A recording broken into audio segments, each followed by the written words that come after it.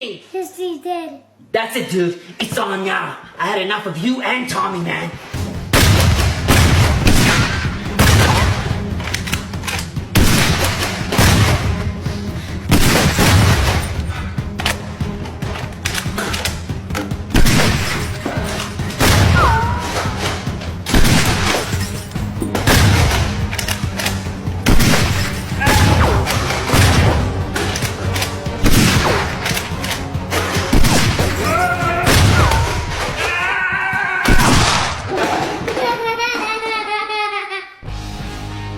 Do I hear the sweet sound of revenge?